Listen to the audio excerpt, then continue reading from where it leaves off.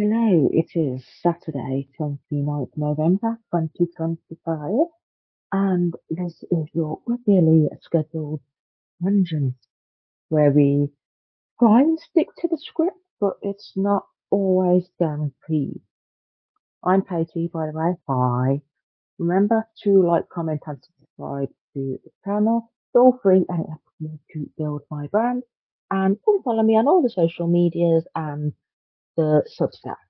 Now that is out of the way, these are the stories I'm hoping to cover today.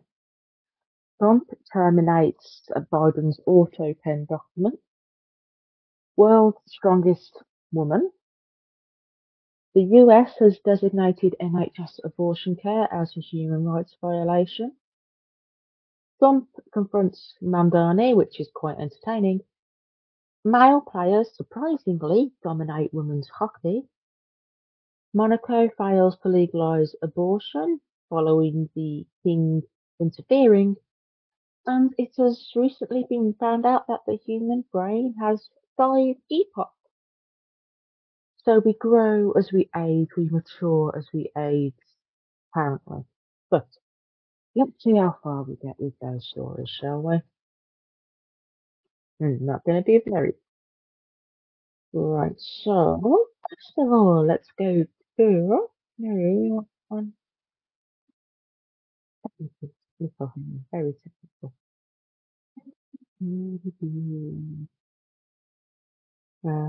Everyone, remove one. Live. Now, if I do that, what does that then look like? I don't know what I'm doing. I promise. There isn't. Okay, let me get that back up in front of me so I can see what you. Oh, wait, it's similar like that. So this is from the Western Journal. I believe they are right-leaning. I could be wrong. I don't know. I could be right. Not sure. But just keep it in mind. So this came out today, I believe.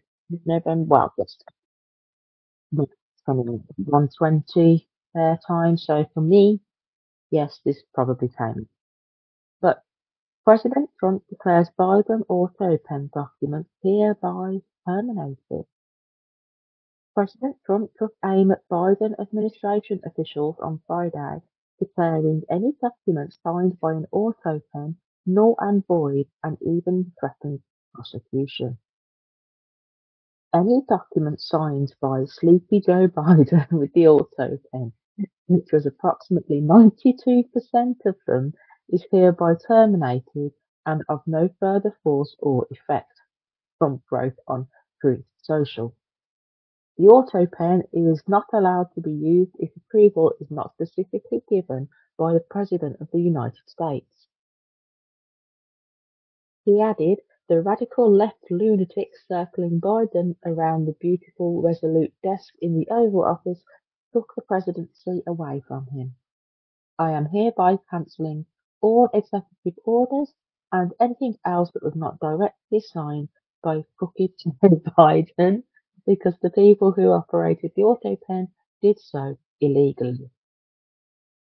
Joe Biden was not involved in the auto pen process, and if he says he was, he will be brought up on charges of perjury. Thank you for your attention to this matter, the Commander-in-Chief concluded. Yes, so it looks like the Western Journal is right-leaning by that last little bit, Commander-in-Chief. Can I pause you? Yes. This comes 1 month after the House Oversight Committee made a similar declaration and called for the Department of Justice to investigate any potential criminal activity. The congressional panel also issued a report, "The Biden Auto Pen Presidency: Decline, Delusion and Deception in the White House," that exposes how President Joe Biden's top advisors, political operatives, and personal physician concealed the president's mental and physical decline from the American people. A press release about the report stated that President Biden's condition deteriorated. His aides exercised presidential authority and facilitated executive actions without his direct authorization. including misusing the auto pen and failing to properly document decision-making processes. Republican Representative James Comer of Kentucky, who chairs the panel, added, "The Biden auto pen presidency will go down as one of the biggest political scandals in US history. As Americans saw President Biden's decline with their own eyes, Biden's inner circle sought to deceive the public, cover up his decline, and took unauthorized executive actions with the auto pen that are now invalid." How do I find out how true that is? That the auto pen stuff is gone. Because let's face it, whatever I Google is just gonna come back with whether it's right leaning or left leaning. You can't trust anything, unfortunately. So that was the first one I wanted to bring to your attention because, as I said, I think it broke overnight for me, at least late last night for me. Um, yeah, I'm gonna follow this. I think see what documents are terminated. It's going to be very interesting. Now to the next one. You may have heard of this if you have been tuning into my news headlines, which is Monday to Friday here on the YouTube.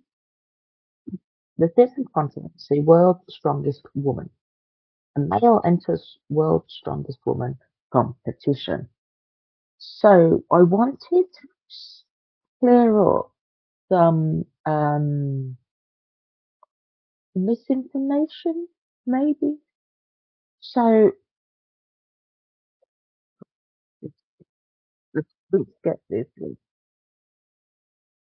There are rumours that it was found out that Jamie Booker was because some naughty videos had come to light. Let's just put it that way. What I've had a rummage around the internet with, there's no credible evidence explicit videos or naughty claims linked to this controversy. It's only about the eligibility rules, not any naughty allegations. So the rumour is not supported by any mainstream reporting. Verified coverage only references competition footage and statements from organisers, just to make it very clear. Where's the video?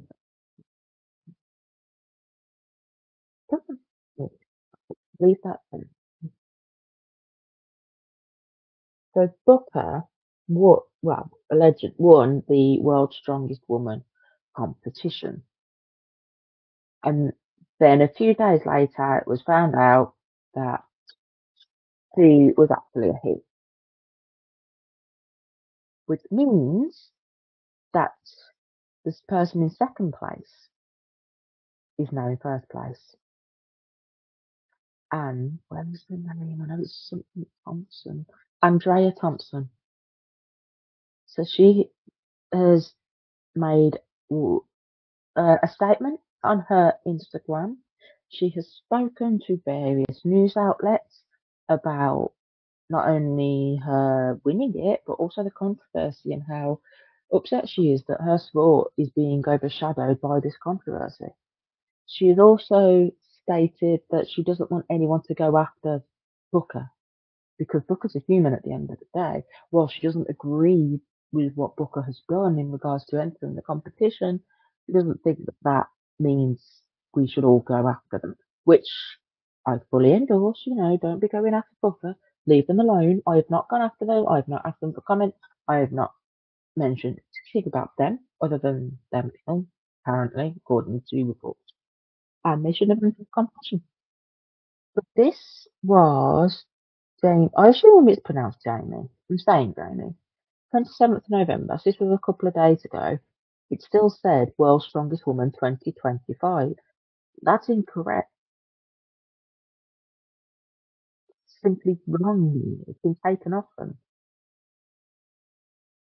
So we shall see what comes of it. The strongman competition, which includes the strong woman competition as part of the corporation, says that they are now aware, but their qualification system is based on what is written on someone's birth certificate. First of all, they can be changed depending on the law and rules in Muslim's country. And second of all, no, it should be based on, and therefore will probably need tests like World Athletics are doing, with the mouth swab. But I'm going to assume that this particular strongman corporation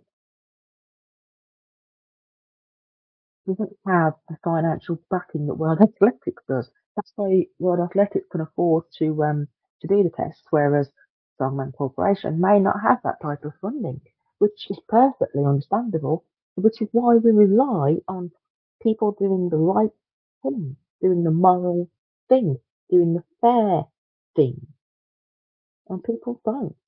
I hate it. It's, this is why we need the rules, because people break them. I'm going to show you a video now of the podium at World's Strongest Woman.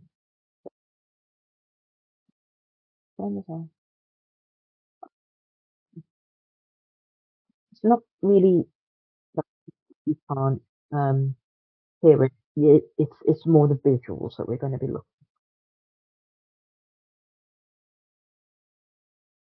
Okay, yeah, I'm turning it off because that's too loud. As you can see here, Thompson ain't happy. But Thompson and the competition have said they had no idea that Booker was male at this point, because they didn't get stripped until a few days later. So she stormed off before allegedly we all knew about it. Here we go.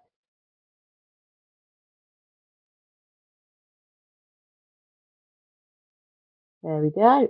Everyone's happy, apart from Thompson, who knows that this, well, may have known this was a male.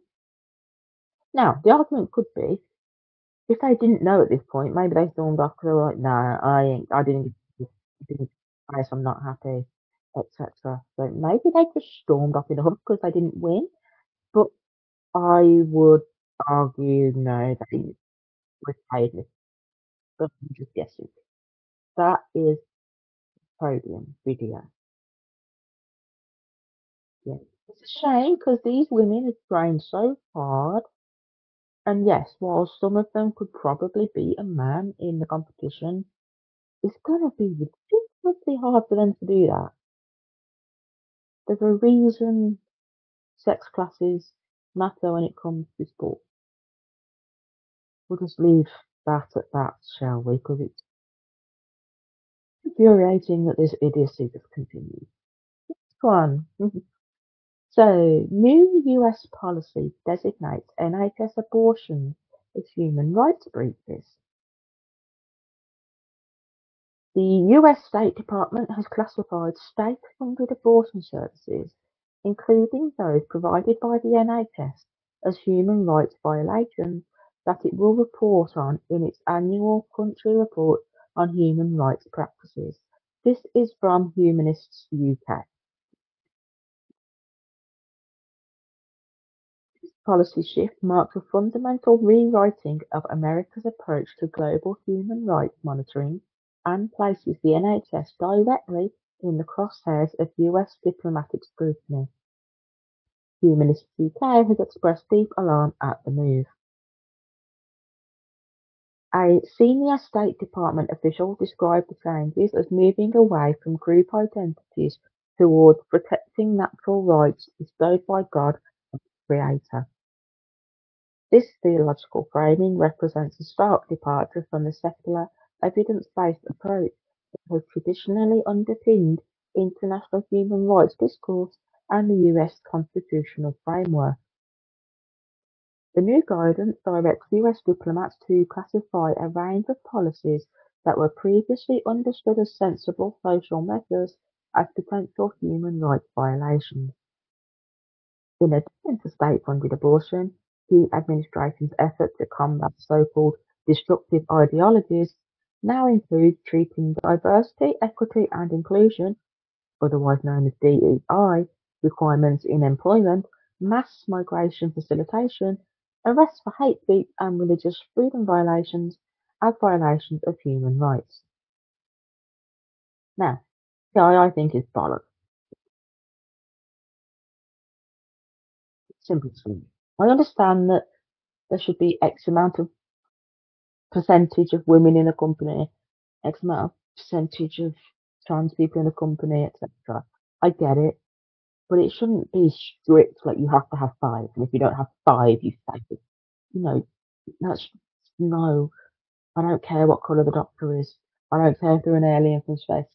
If they can help me, then they can help me. That's all that. Um, mass migration facilitation is it human rights?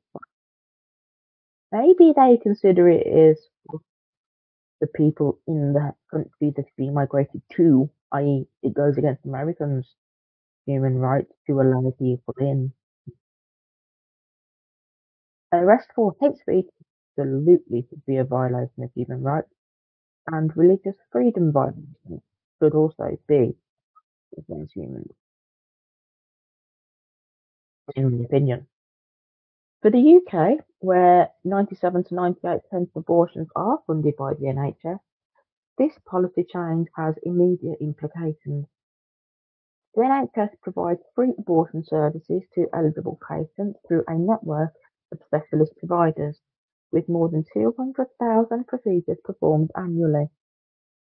Under the Trump administration's new framework, this cornerstone of UK reproductive healthcare will be characterised as a human rights infringement in official US government reporting. Laws that limit anti-abortion protests, such as safe access buffer zones around clinics, would also be flagged in US reports. Now, 200,000 abortions, that sounds a lot, and that was my initial response. But think about the entire population of the UK, which I don't know off the top of my head. 200,000 is going to be a small percentage of that. So it's not a lot, but it is a lot. And it's not a human rights infringement, it's healthcare. I will die on that hill. And safe access buffer zones around clinics would also be flagged, as in the fact that we have them is a human right. It's a human right to the person going into the clinic. Then again, I guess if they think abortion is or unethical or human rights violation, I suppose in their head there should be no one going to the clinic.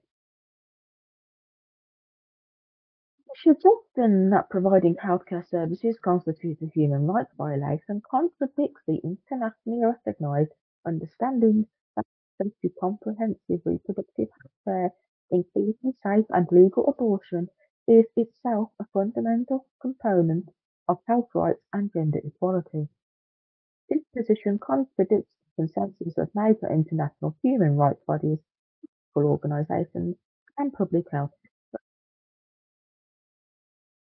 Policy shift comes amid a broader gutting of the State Department's human rights infrastructure.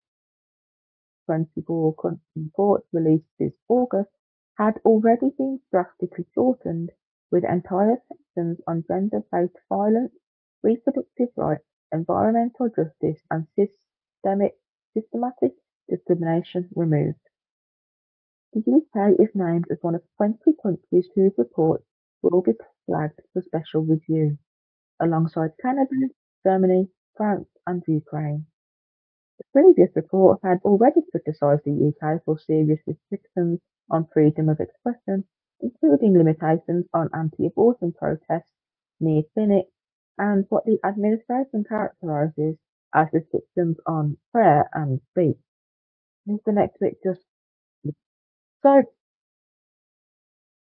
I get their point, but abortion is healthcare, and there absolutely should be a buffer zone around clinics because religious nut jobs will try and guilt the women out of having abortion. So yes, There should be, because that protects the right of the patient.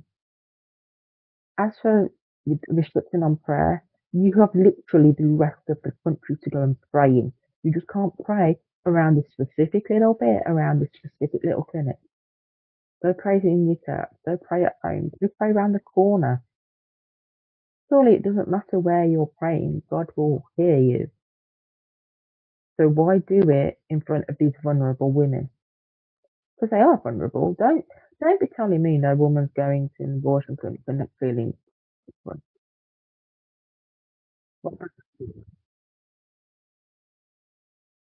Sometimes America, I'm like, yeah, you're going in the right direction, and then stupid stuff like this happens, and I'm like, never mind, you're not going in the right direction. Lied to know.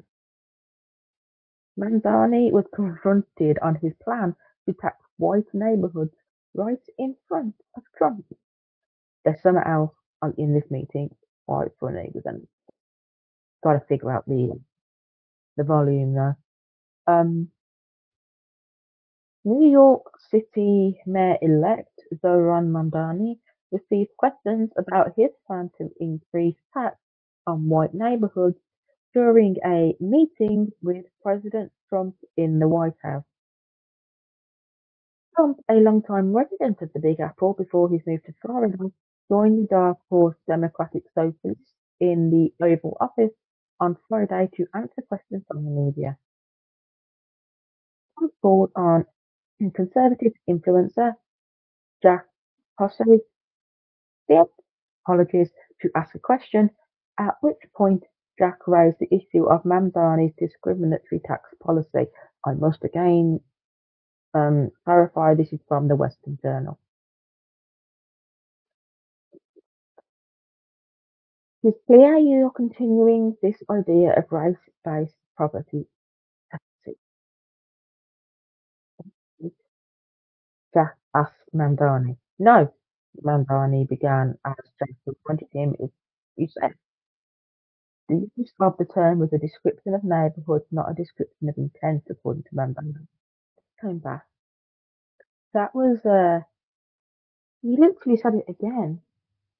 White neighbourhoods. Am I, am I mishearing or misunderstanding this? Because it feels like kid at school was overheard taking the pee and has been called into the headmaster's office. That is what this looked like.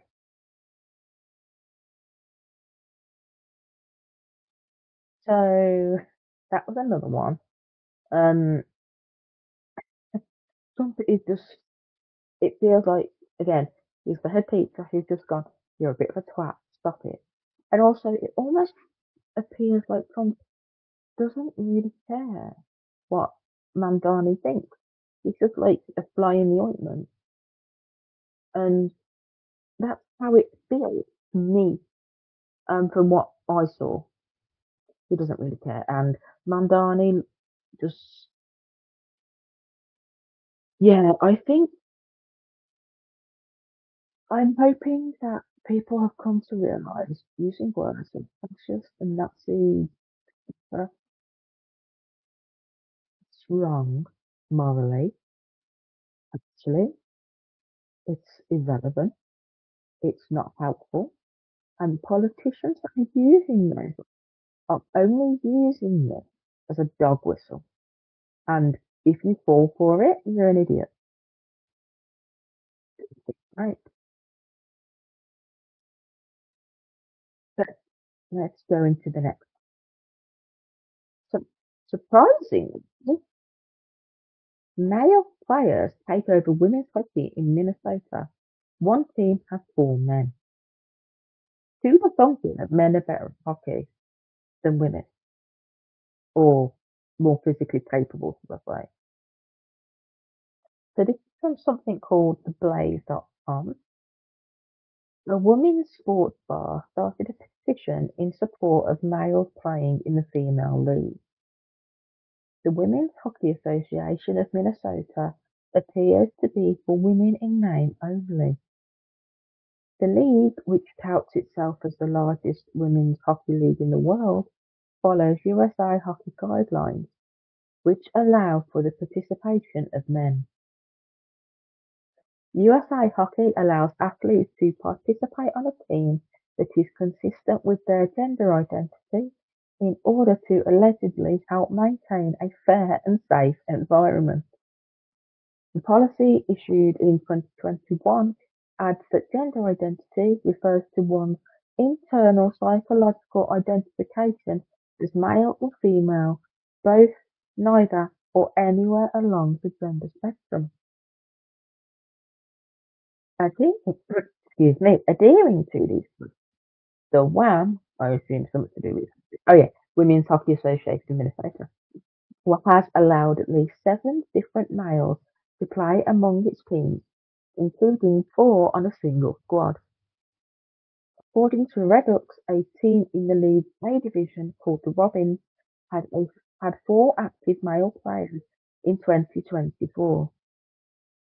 The team finished in second place in their division last season. Redux further reported on the playing history of each of the 4 players, alleging that last year marked Turner's first season competing as a female. 6 feet tall, he has also played on a transgender hockey team. Another player has reportedly been playing women's hockey since 2022, as has another one. I'm not going to attempt to. I'll fail. Rayner allegedly played for a boys' high school team before transitioning to co-ed teams. He also reportedly switched to the Women's League for the 2024-25 season. In cooperation with hooptytip.org, the report named 3 more men playing in the Women's Hockey League under girls' names. Included 1 male who was alleged to run a venue that is labelled a dyke and queer bar. 2 women have spoken out against WHAM's inclusion of male players. Kelly Grotting said in February that playing against the men feels unsafe and is not fun. I am not a transphobe, his or her own, but pretending it's okay for men to play in a women's league insults women's sports and creates safety issues, according to Alpha News. In October, a former college women's hockey player said she was leaving hockey forever because men are allowed in the league in which she has played for 20 years. I am left to believe they do not care about my safety or the sanctity of the sport, she explained. I can no longer participate in a league that does not care about me. In response to criticisms about the league, a petition was filed in support of men in women's athletics, started by a sports bar that exclusively shows women's sports on its screens. The petition said that the safe and inclusive nature of the league was being challenged, and therefore the community must rally behind each individual's right to sport, regardless of gender. This is me talking. Do not let them see the hypocrisy. It's about safety. Men in women's hockey, one of the most violent sports that there is. You just have no words for this idiocy. Genuinely. Have co-ed or whatever you call it. Have an open league. Not a problem. But don't put males in female sports. Simple. Something else in the news this week.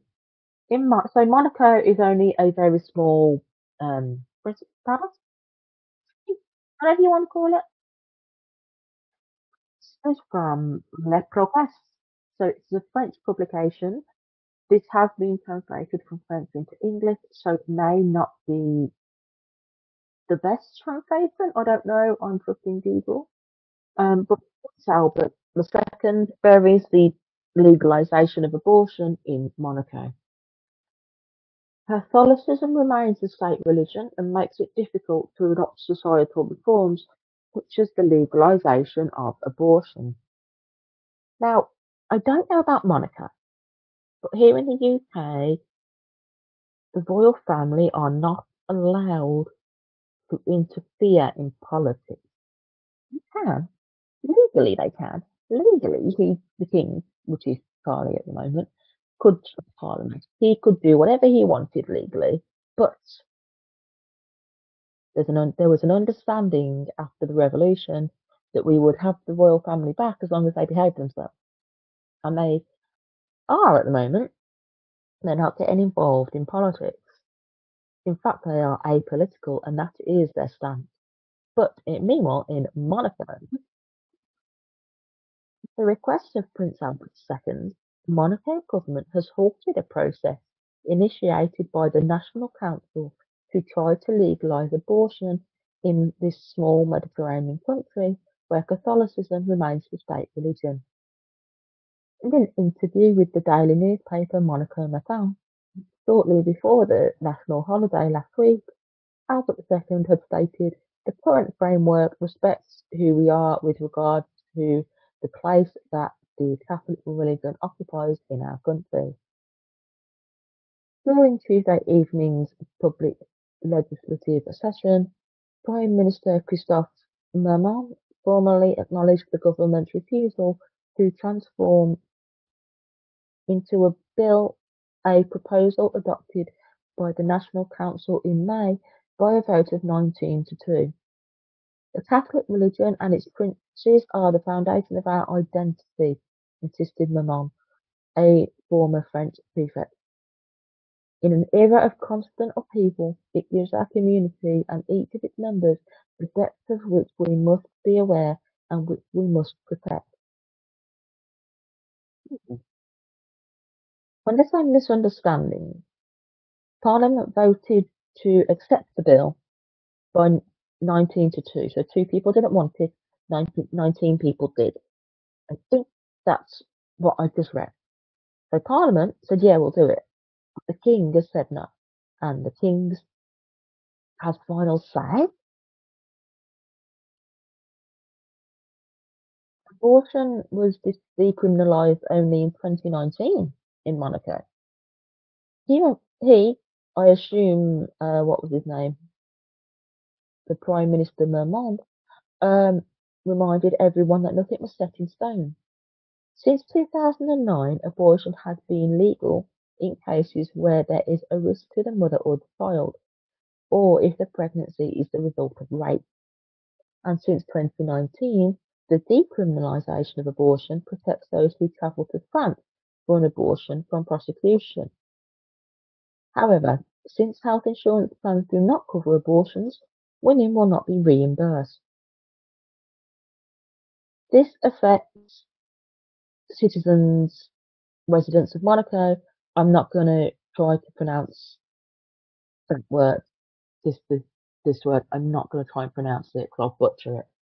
And also, many women who work in Monaco or rely on the social security coverage of a husband or father working in Monaco and are not always affiliated with the French social security system. It wasn't about imposing a vision, much less encouraging anything. It was simply about providing care in Monaco. But instead, you continue to send our problems to France, reacted Beatrice Fresco-Orford, president of the Family and Equality Committee within the National Council. Thomas Freso, president of the National Council, reaffirmed the elected officials' commitment to the Catholic identity of the Principality, while recalling that this identity could not become an argument for inaction and that it had not prevented Monaco from gambling, prostitution, access to contraception, or work on Sundays. So you can hire a prostitute, but heaven forbid she gets pregnant. She can't have an abortion unless she crosses the border into France. Or so yeah. I mean, it sits very uneasy with me. Someone having substance, and again, it's the hill I'm going to die on. Abortion is healthcare, none of anyone else's damn business. It's healthcare. We're going to end on something a little bit less political. So this is from sciencealert.com. Recent research. Your brain goes through 5 distinct epochs, a massive study has found. The human brain is not a hardwired machine, but a malleable organ that is regularly reshaping itself. Neuroscientists at the University of Cambridge in the UK and the University of Pittsburgh in the US have now identified 4 major turning points in brain wiring between birth and death. Like chapters of our lives, each of these neurological epochs marks a new era of development or decline. Looking back, many of us feel our lives have been characterized by different phases, says senior author and neuroinformatist Duncan Assel from Cambridge. I cannot say that word. Neuroinformatist from Cambridge. It turns out that our brains also go through these eras. According to the MRI brain scans of 3,802 neurotypical people between infancy and 90 years old, the architecture of the human brain takes a distinct turn at 4 ages. These are around 9, 32, 66, 83. They mark 5 epochs: childhood, adolescence, adulthood, early aging, and late aging. So those are the images. It's not very clear what the differences are. I mean, maybe that's something. So in childhood, on the bottom of the brain, there's a big green blob on the left-hand side, and also underneath the brain is a lot fuller than the late aging. You see, there's like a gap. Okay. We know the brain's wiring is crucial for our development, but we lack a big picture of how it changes across our lives and why, says lead author and neuroscientist Alexa Moosley from Cambridge. This study is the first to identify major phases of brain wiring across the human lifespan. The newborn brain is a far cry from the one that reaches old age, and while there's plenty of research on those early stages of life, it's less certain how the brain changes in middle age and beyond. To better understand how the human brain matures, Moosley and her colleagues examined brain connectivity across 9 decades of life. They also measured several other factors such as global efficiency, which reflects how efficiently different brain networks communicate, and modularity, which measures how segregated or specialized brain networks are from one another, or how they are segregated from one another. Ultimately, their study revealed 5 major life epochs. The first lasts from birth to age 9, and it begins with a rapid expansion of grey matter, which contains mostly neuronal cell bodies, and white matter, which contains more axons that connect neurons to each other. God, I wish I remembered most of my school biology classes. Closer to puberty, however, this overgrown bush of wires begins to consolidate, with neural connections to in fact become more efficient. If you would like to see the graphs, go to sciencealert.com. The second epoch of brain development is adolescence, when the central nervous system begins producing sex hormones like never before. During this time, white matter continues to grow in volume, and the brain's excuse me, networks undergo even greater refinement. The efficiency of communication at local and global levels improves each year.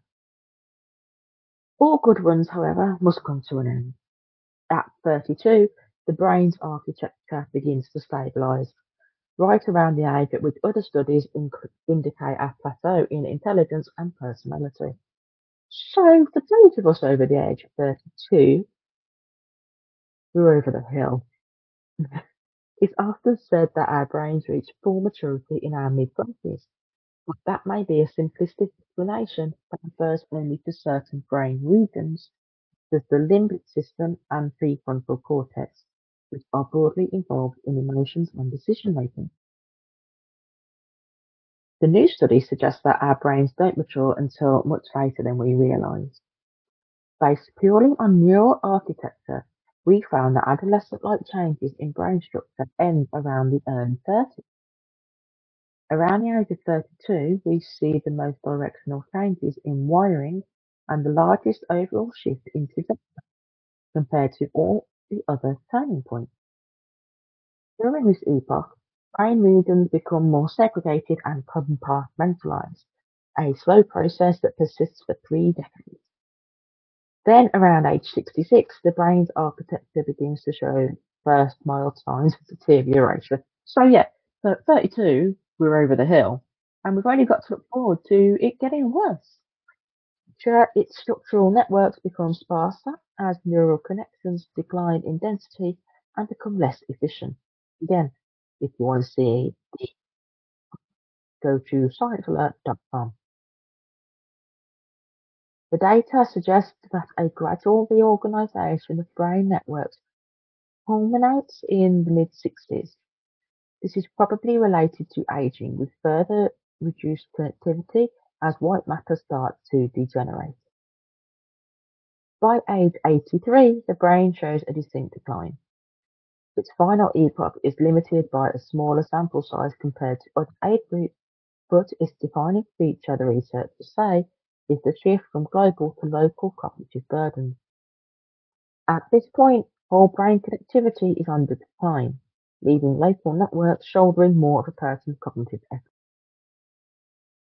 There's still much that scientists don't know about how these brain changes impact our health and behavior, so these findings can only hint at what's going on.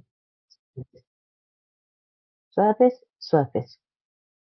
More targeted research during certain life phases, especially among older groups, is also needed. A recently instanced a brain scan study found that menopause is associated with distinct structural changes in the brain, possibly explaining some of its key symptoms such as brain fog.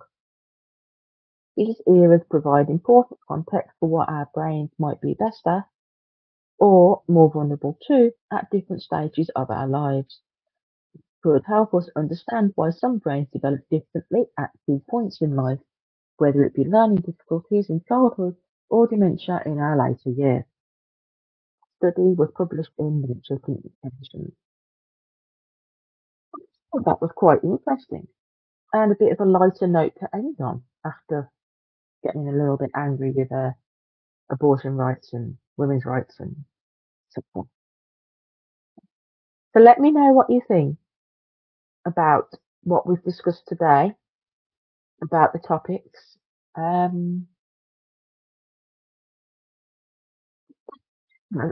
Nice, easy, simple, bit of a chat on a Saturday afternoon, evening, whatever time it is your end. And I appreciate you joining me. If there's any stories you see during the week that you would like to go through on a Saturday evening with us, drop them in the comments. I will be in the comments chatting with you, not a problem. Let's discuss, first of all,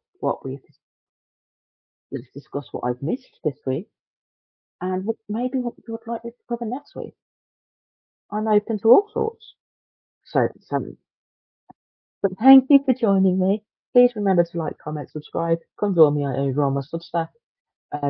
Join in the chat, read the posts, it's all free. And yeah, thank you very much for listening. And I'll see you on Monday for the news headlines from the weekend.